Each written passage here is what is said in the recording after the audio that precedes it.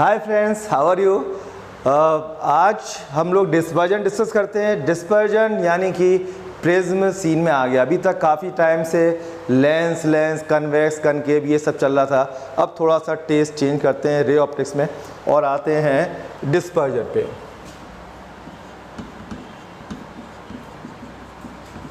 Dispersion है क्या? आपने देखा होगा, एक ये मान लीजिए प्रिज्म है। सबसे पहले मैं प्रिज्म को इंट्रोड्यूस कर दूं। ए बी सी, ये एक प्रिज्म है। बी सी को कहते हैं बेस।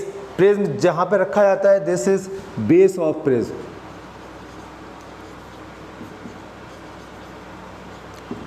ये और ये साइड दोनों रिफ्रैक्टिंग सरफेसेस है। ए बी और ए सी ये रिफ्रैक्टिंग सरफेसेस हैं।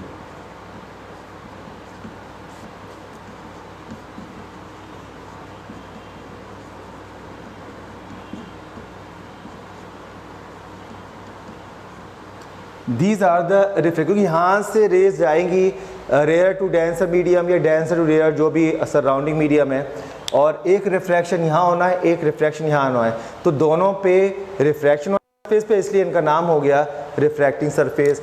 इसको कहते हैं एंगल ऑफ प्रिज्म। जो एंगल ए दिख रहा है, this is angle of prism, या इसका एक नाम और होता है refracting angle.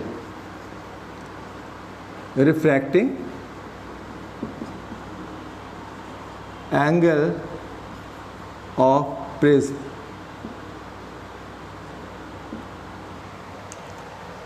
Refracting angle of prism, ठीक है। This is a.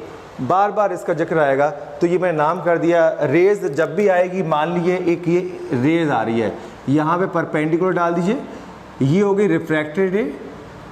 यहाँ पे एक और परपेंडिकुलर डाल दिए, ये हो गई इमर्जेंट रे। ये angle of incidence, angle of refraction, इसके लिए एंगल ऑफ इंसिडेंस, और ये एंगल ऑफ इमर्जेंस।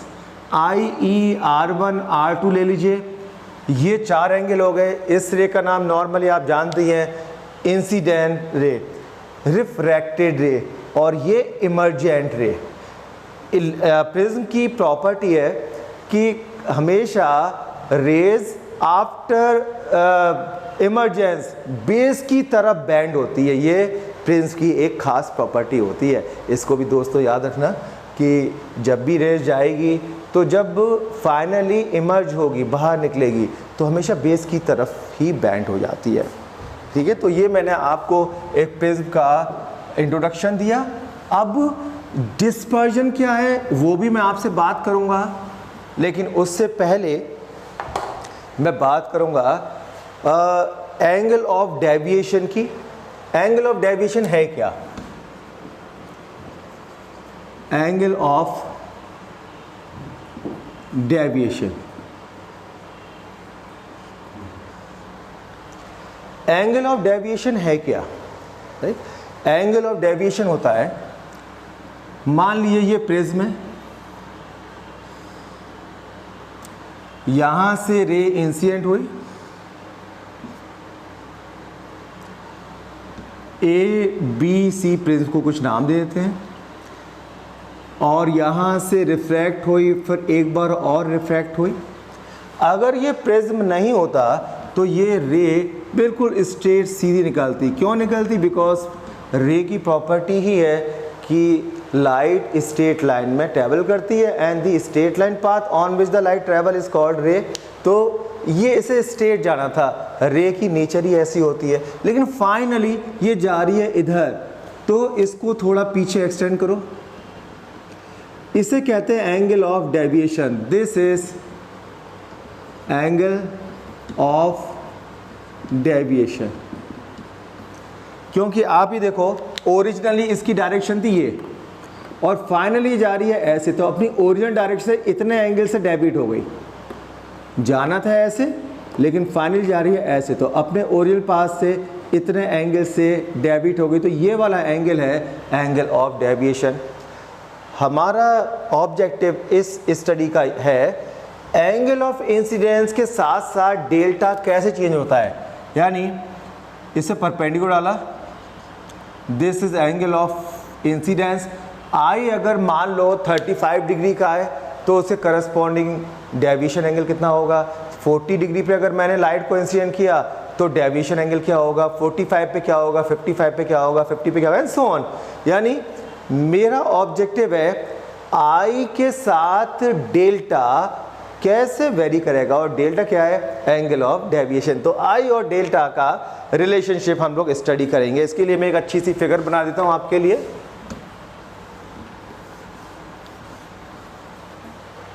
ऑब्जेक्टिव मैं आपके लिए लिख देता हूं।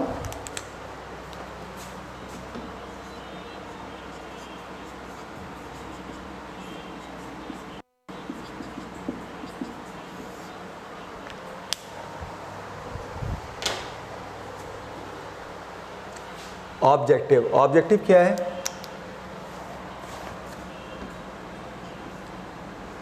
टू स्टडी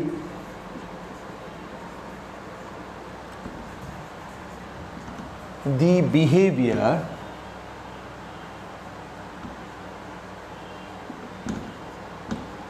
of डेल्टा है angle of deviation.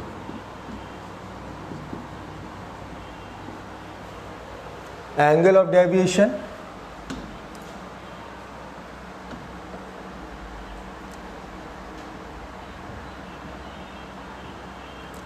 with the variation of angle of incidence।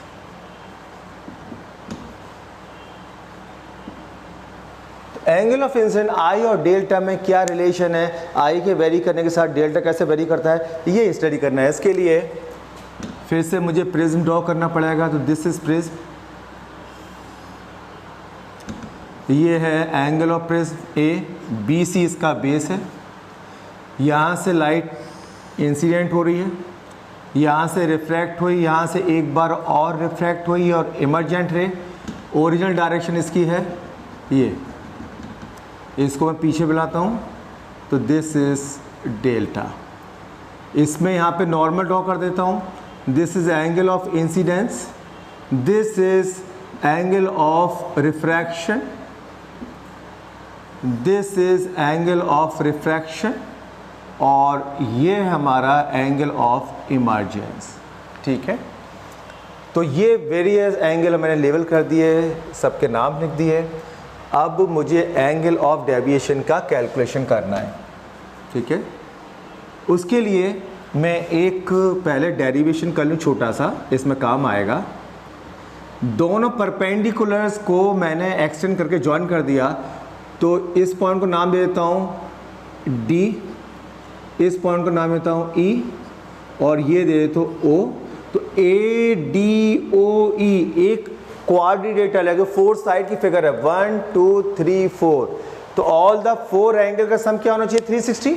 Angle O, angle D, angle A, D, O और E 360। लेकिन यहाँ पे D एंगल और E एंगल 90 के हैं, क्योंकि मैंने परपेंडिकुलर ड्रॉ किया था D पर। ये परपेंडिकुलर DO और EO ये 90 के हैं। तो ये दोनों ही मिलकर 180 के हैं। तो ये दोनों भी क्या हुए, 180 के। So angle A plus angle D plus angle O plus angle E, ये 360 है। But angle D and angle E are of 90 degree, इसलिए बचे एंगल A और O ये मिलके हैं 180।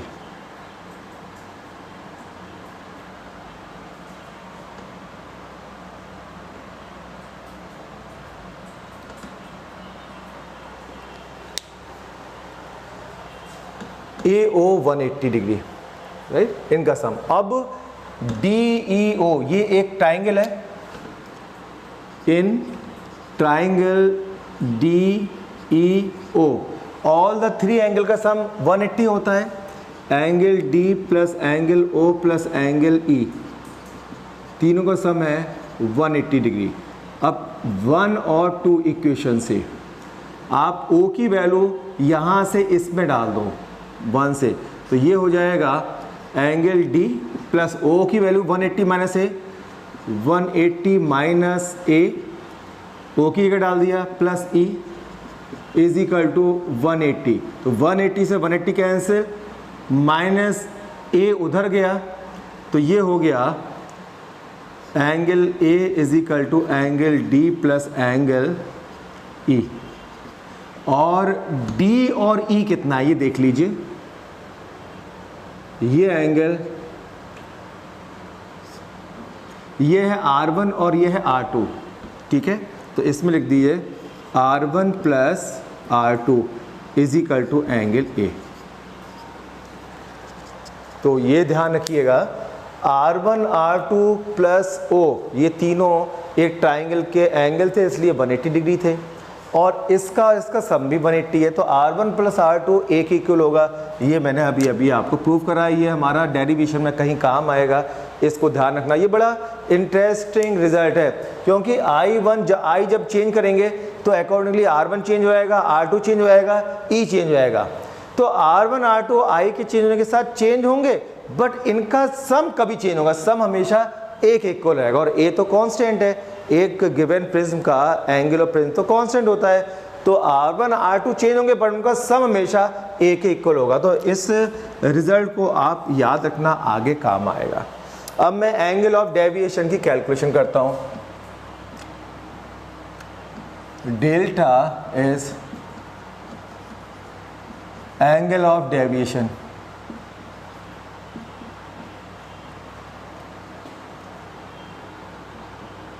डेल्टा इज एक्सटीरियर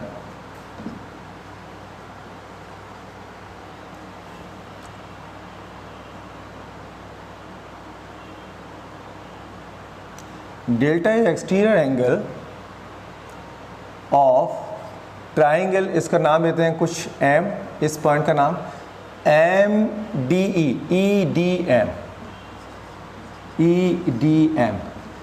EDM, इस ट्राइंगल का एक्सटीरियर है, और एक्सटीरियर एंगल इंटीरियर अपोजिट के सम के इक्वल होता है। तो डेल्टा हो गया इस एंगल और इस एंगल के सम के इक्वल।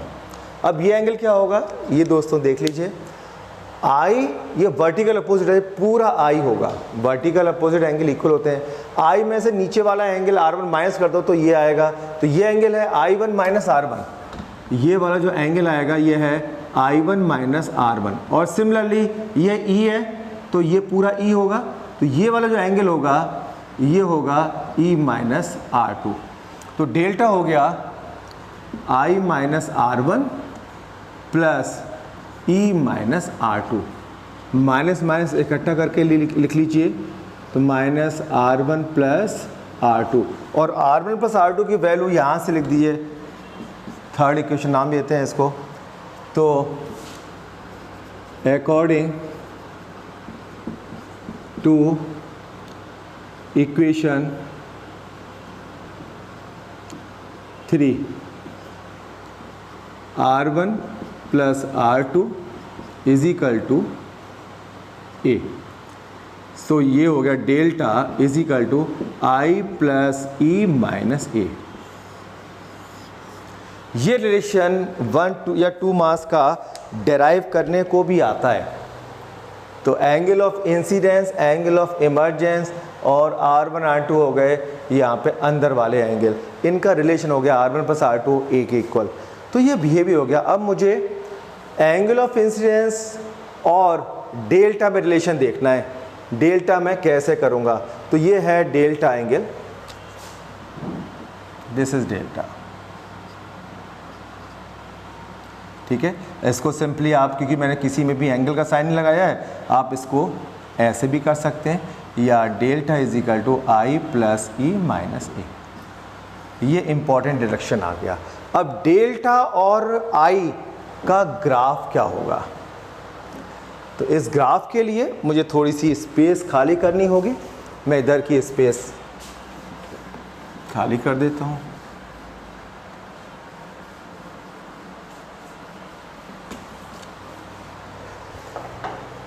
दो वेरिएबल के बीच में रिलेशनशिप स्टडी करने का सबसे स्ट्रॉन्ग टूल होता है ग्राफ। यानी मैं आई और डेल्टा के बीच में ग्राफ प्लॉट करने जा रहा हूँ और ये ग्राफ कैसा आएगा देख लीजिए। एक्स एक्सिस पे एंगल ऑफ इंसिडेंस आएगा,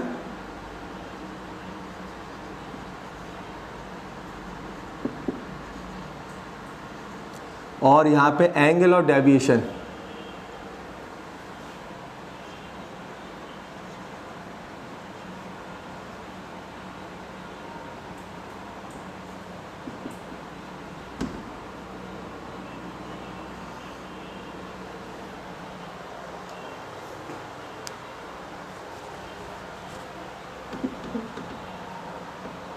ठीक है। तो इस तरह का ग्राफ आएगा, ये यहाँ पे, राइट। तो ये ग्राफ हमें तीन चीज़ें बताएगा। तो इस ग्राफ को आप याद कर लो और इससे हमें थ्री मेन पॉइंट्स पता चलते हैं। एक तो बिहेवियर, नंबर वन बिहेवियर,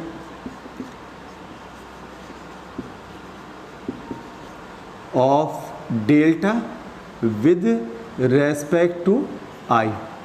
आप देखेंगे जब आई इंक्रीज होता है तो डेल्टा पहले डिक्रीज होता है, इट बिकम्स मिनिमम। इसको कहते हैं एंगल ऑफ मिनिमम डेविएशन। यहाँ पे हमने एम लिख दिया। तो when I increases delta first decreases, it becomes minimum and then again start increasing. तो जब भी ये इंक्रीज होगा, डेल्टा आई इंक्रीज होगा, तो डेल्टा पहले डिक्रीज होगा, मिनिमम हो गया और उसके बाद फिर से इंक्रीज हो गया। तो ये तो हमारा जो ऑब्जेक्ट था वो हमारा पूरा हो गया। हमने बिहेवियर फाइंड कर लिया कि बिहेवियर क्या था। तो बिहेवियर था डेल्टा का विद रिस्पेक्ट टू आई कि when I increases, delta first increases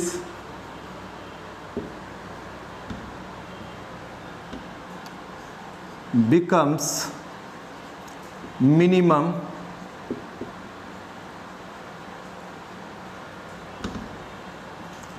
and then again start increasing।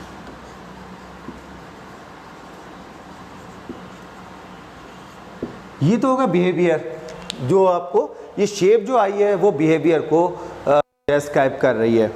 तो आई इंक्रीज होने के साथ डेल्टा पहले डिक्रीज होता है, मिनिमम होने का फिर इंक्रीज हो जाता है, ये बिहेवियर हो गया। दूसरा एक चीज़ आप और देखेंगे, यहाँ पर मैंने x के पैरेलल लाइन ड्रॉ की है।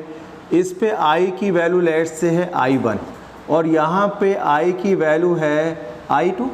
i1 और i2 दोनों पे डेविएशन एंगल सेम है।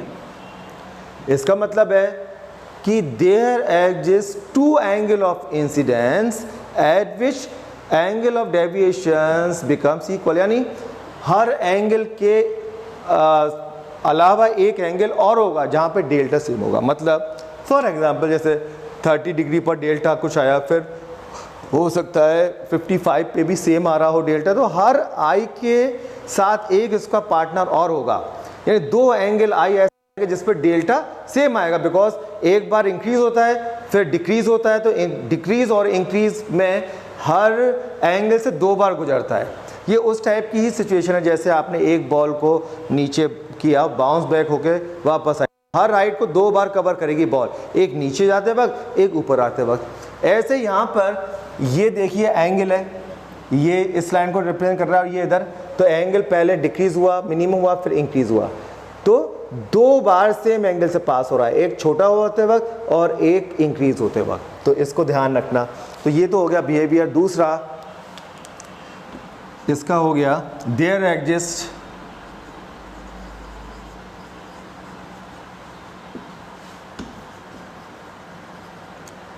To angles of incidence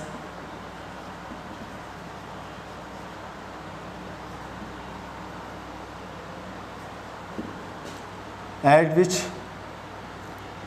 angle of deviation is same, यानी 2i पर डेल्टा सेम और ग्राफ बता रहा है। अब तीसरी बात जो मैं बताना चाहूँगा, आप देखो नीचे आ जाओ, तो जब नीचे आएंगे तो i1 और i2 क्लोज आ रहे हैं, i1 i2 का गैप अब कम हो रहा है। मैं और नीचे आया, गैप और कम हो गया, मैं मिनिमम डेविएशन पे आ गया, तो ये दोनों ही कंसाइड कर गए, यानी एंगल ऑफ मिनिमम डेविएशन पर i1 और दूसरा जो i2 था, दोनों इक्वल हो जाते हैं। अब ये मैं ज़रा आपको ग्राफ से बताता हूँ।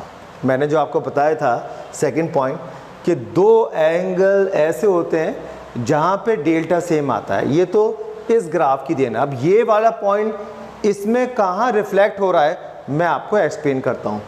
तो पहला एंगल ये होता है और दूसरा एंगल होता है ये। अगर मैं इस एंगल से लाइट को इंसिडेंट करवाऊं तो डेल्टा कुछ आया, अगर मैं इस एंगल के इक्वल यहाँ से फिर से इंसिडेंट कराऊं तब भी डेल्टा सेम आएगा। या इसको ऐसे कह सकते हो, अगर यहाँ पे एक प्लेन मिरर रख दो 90 डिग्री पर, तो 90 डिग्री पे जब भी लाइट इंसिडेंट होती है तो सेम पाथ पे वापस जाती है। अब ये सेम पाथ पे वापस जाएगी और according to principle of reversibility same path से वापस आएगी। तो अब ये हो जाएगा एंगल ऑफ इंसिडेंस, ये हो जाएगा एंगल ऑफ इमर्जेंस, अभी भी डेल्टा सेम आएगा। तो चाहे इधर से लाइट इंसिडेंट कराओ तब भी डेल्टा, इधर से इंसिडेंट कराओ तो भी डेल्टा। तो दो एंगल ऐसे होते हैं इंसिडेंट एंगल जिसपे एंगल ऑफ डेविएशन सेम होता है। यही बात इस ग्राफ में भी है, i1 i2 दोनों पे ग्राफ की वैल्यू डेल्टा आ रही है, यानी दो एंगल ऑफ इंसिडेंस ऐसे हैं जिस पे डेविएशन सेम है। मेरे ख्याल से आपको अब इसमें ज़्यादा क्लियर हो गया होगा कि वो दो एंगल इसमें कहाँ पर है, एक इधर वाला और एक इमर्जेंस वाला। ठीक है। तीसरा, eight the angle of minimum deviation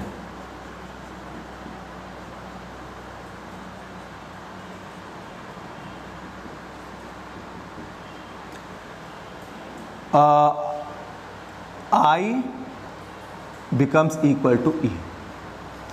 ये बहुत बड़ा फैक्ट आ गया, I और E इक्वल हो जाते हैं, एंड R1 R2 भी इक्वल हो जाते हैं, और मोर इम्पॉर्टेंटली रिफ्रैक्टेड रे बेस BC के पैरेलल हो जाती है। तो यहाँ पे सेकंड पॉइंट है R1 इक्वल टू R2, तीसरा पॉइंट है, ये था पहला point A B C, third point है रिफ्रैक्टेड रे DE BC के पैरेलल हो जाती है, becomes parallel to base BC। तो DE पैरेलल टू BC, इस पे बड़े अच्छे क्वेश्चन बन सकते हैं दोस्तों। आपको 4-5 फिगर दे दी प्रिज्म की, और किसी एक फिगर में आप देखना ये जो रिफ्रैक्टेड है ये बिल्कुल बेस के पैरेलल होगी, और आपसे पूछ लिया एंगल ऑफ मिनिमम डेविएशन बताओ, तो उस फिगर में जो डेल्टा की वैल्यू लिखी होगी वो ही मिनिमम होगी, बिकॉज मिनिमम डेविएशन पर ये और ये पैरेलल होते हैं, ये और ये इक्वल होते हैं, ये भी इक्वल होता है। ये मैंने तीनों पॉइंट लिख दिए हैं। ठीक है, अब यहाँ पे डालते हैं इसको। ठीक है, तो ये हो गया हमारा सारा केस हो गया। ठीक है, अब यहाँ पर नेक्स्ट पॉइंट डालते हैं। तो मुझे इस ग्राफ को मिटाना, ग्राफ की जगह मैं नीचे वाले पॉइंट मिटा देता हूँ, इसको आप रिवर्स करके देख लेना।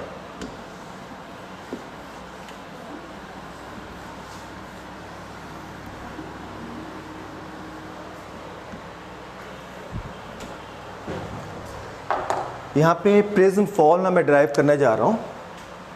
This is prism formula.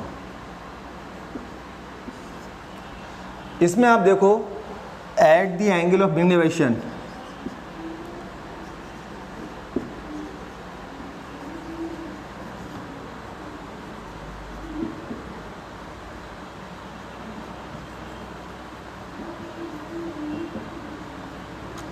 Eight the angle of minimum deviation i और ई इक्वल हो जाते हैं, पता ही है आपको, आई और ई इक्वल हो जाते हैं and R1 equal to R2 हो जाते हैं। आपको पता ही है R1 प्लस R2 किसके इक्वल होते हैं, एंगल ऑफ प्रिज्म के। R1 और R2 को R लिख लीजिए, दोनों इक्वल हैं, तो ये हो गया 2R is equal to A, तो R is equal to A/2। इस वाले में डाल दिए फॉर्मूले में, डेल्टा इज इक्वल टू होता है I plus E minus A। जब मिनिमम डेविएशन है, मिनिमम डेविएशन पर डेल्टा में m लगा दो, m for minimum deviation, I और E को इक्वल कर दो, लेट से 2I कर देता हूँ माइनस A, तो इसका मीनिंग हो गया I is equal to A plus delta m/2। तो ये मिनिमम डेविएशन पर ये एंगल ऑफ इंसिडेंस हो गया, ये एंगल ऑफ रिफ्रैक्शन हो गया। अब यहाँ पे रिफ्रैक्शन हो रहा है बिकॉज लाइट एक मीडियम से दूसरे मीडियम में जा रही है। रिफ्रैक्शन में स्नेल्स लॉ लगा दो, according to Snell's law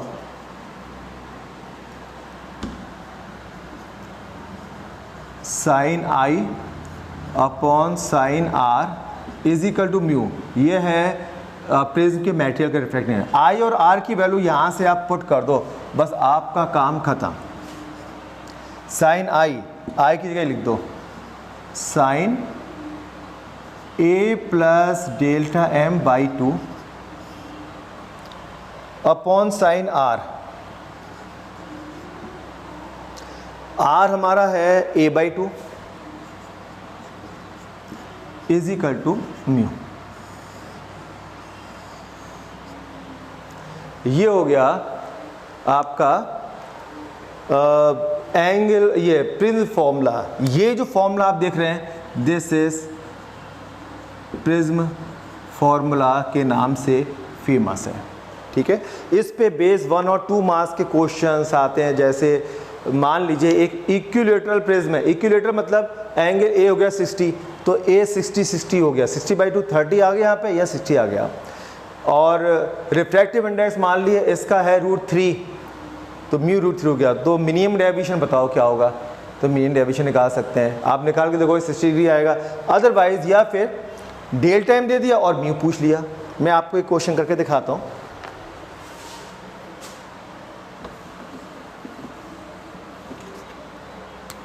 equilateral prism है, तो ए हो गया 60 डिग्री, म्यू दिया हुआ है √3, तो इसमें प्रिज्म फॉर्म में रख दो value sine 60 plus delta m/2 upon sine 30 is equal to √3। Sine 30 उधर चले जाओ, तो साइन 30 उधर 1/2, तो ये हो जाएगा sine 60 plus delta m/2 is equal to √3/2 is equal to sine 60।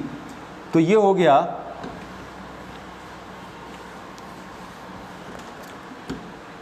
60 plus delta m/2 is equal to 60, 2 से मल्टीप्लाई कर दो, 60 plus delta m is equal to 120, 60 उधर जाएगा माइनस हो जाएगा, तो मिनिमम डेविएशन आ गया 60 डिग्री। इसी तरह से अगर डेल्टा m दिया हुआ है 60 डिग्री, तो पूछ सकते हैं रिफ्रैक्टिव इंडेक्स बताओ क्या होगा, वो निकल जाएगा। तो इस टाइप के छोटे छोटे 1 और 2 मार्क्स का क्वेश्चन इसमें आ जाते हैं।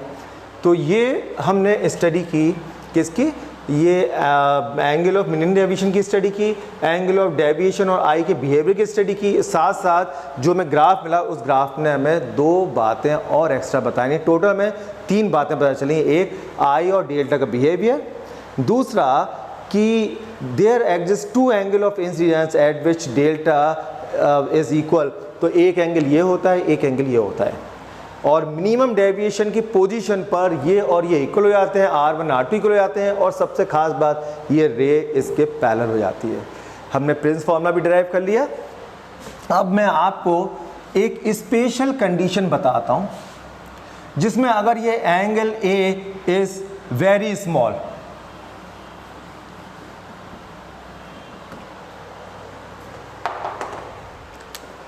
Special case, if angle A is very small, let's say angle A is less than 10 degree, उस केस में I, इसको मैं I1 कह देता हूँ और E को मैं अभी फिलहाल लिख लेता हूँ I2। तो इसमें I1 और R1 भी वेरी स्मॉल होंगे।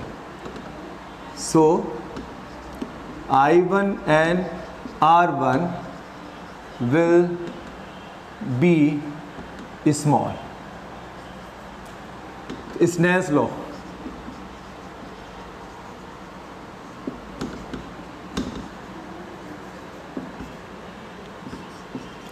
according to Snell's law,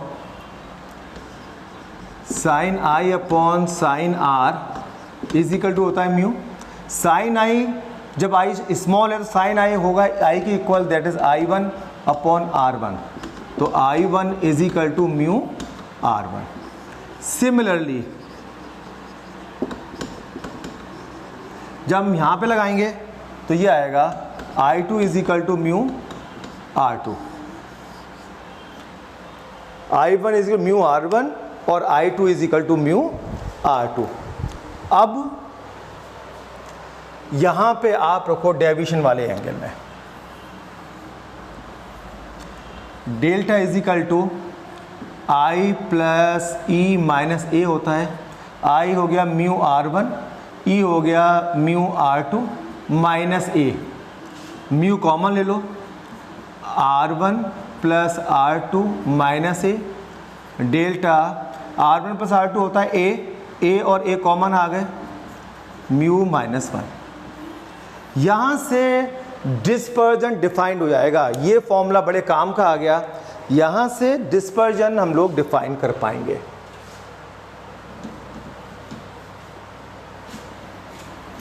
देखो आपको पता है कि रिफ्रैक्टिव इंडेक्स डिफरेंट कलर्स के लिए डिफरेंट होता है।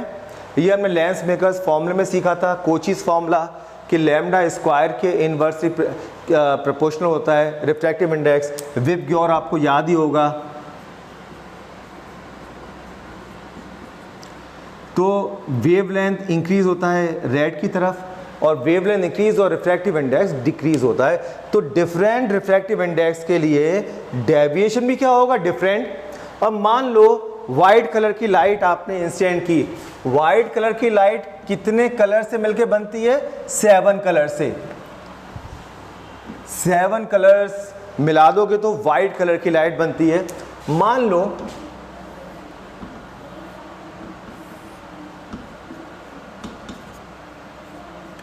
ये वाइट आ रही है लाइट,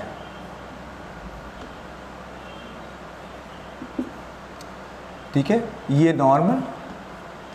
तो सारे कलर जो विबग्योर हैं, ऑल द 7 कलर्स के लिए एंगल ऑफ इंसिडेंस सेम है, सारे कलर एक ही एंगल पे इंसिडेंट हो रहे हैं। बट रेड कलर का म्यू सबसे कम होगा, तो रेड कलर का डेविएशन भी सबसे कम होगा। तो आप देखो ये से लाइट को यहाँ था स्ट्रेट, यहाँ पे रेड कलर सबसे कम डेविएट होगा, यहाँ पे निकलेगा रेड, और वायलेट सबसे ज़्यादा डेविएट होगा।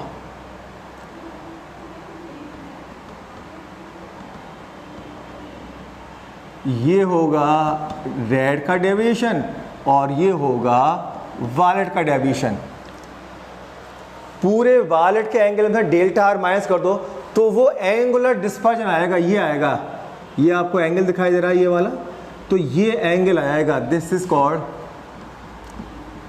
Angular dispersion. Angular dispersion, this is delta V minus delta R। Delta V यहां से वैल्यू डालना है, a mu for violet minus 1 minus a mu for red minus 1।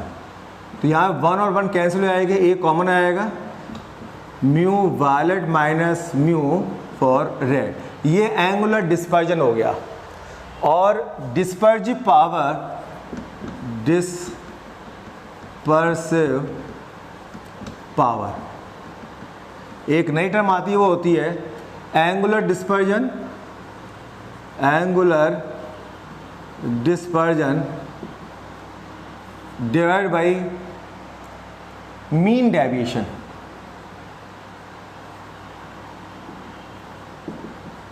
Mean deviation क्या होता है?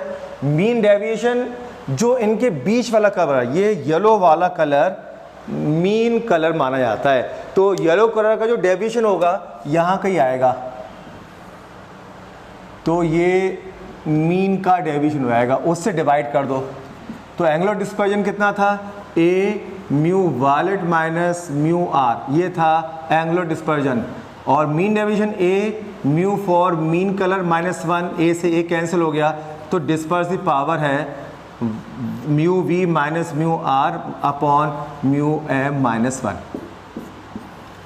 डिस्पर्सिव पावर जैसे आपने magnifying power, power, resolving power, आपने कन्वर्जिंग पावर पढ़ी थी, सिंपल पावर, ऐसी डिस्पर्सिव पावर, अगर डिस्पर्स करने की पावर ज़्यादा है तो प्रिज्म क्या करेगा? ज़्यादा एंगल में 7 कलर को डिस्पर्स करेगा।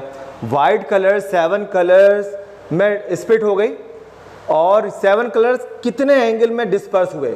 अगर डिस्पर्सिव पावर कम है तो कम एंगल में 7 कलर्स आएंगे, और अगर डिस्पर्सिव पावर ज़्यादा है तो ज़्यादा एंगल में ये 7 कलर डिस्पर्स होंगे। ये बताता है ये, ठीक है। तो आपको ये भी पता चल गया ये 7 कलर्स अलग अलग क्यों हुए, साथ साथ आ रहे थे बट हर कलर का डेविएशन एंगल अलग था। तो रेड कलर सबसे पहले कम एंगल से डेविएट होकर सबसे अलग हो गया, वायलेट कलर सबसे ज़्यादा अपने रास्ते से हटा और वो सबसे ज़्यादा डेविएट हो गया। तो हर कलर अलग अलग डेविएशन से डेविएट होता हुआ बाहर अलग आ गया, तो इसलिए ये डिस्पर्जन हो गया। तो ये हमने डिस्पर्जन डिस्कस किया। इसके साथ ही एक होता है स्कैटरिंग। मैं आपको छोटा सा टॉपिक है 2 मिनट्स का, स्कैटरिंग डिफाइन कर दूं।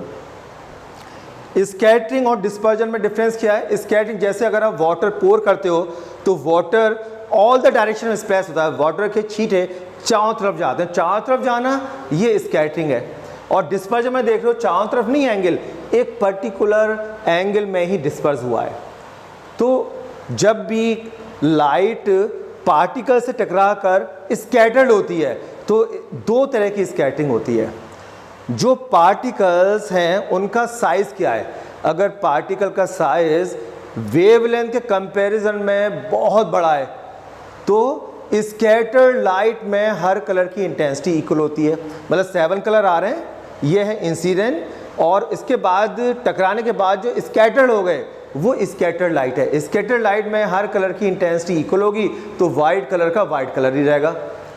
लेकिन अगर पार्टिकल जिससे वो ऑब्स्टेकल जिससे लाइट कोलाइड हो रही है उसका साइज अगर वेवलेंथ के कंपेरेबल है यानी आसपास है तो वो कलर सबसे ज़्यादा स्कैटर्ड होगा जिसकी फ्रीक्वेंसी सबसे ज़्यादा, यानी वायलेट कलर सबसे ज़्यादा स्कैटर होता है। तो वायलेट ब्लू इसका ग्रुप ज़्यादा स्कैटर होता है और रेड कलर सबसे कम स्कैटर्ड होगा।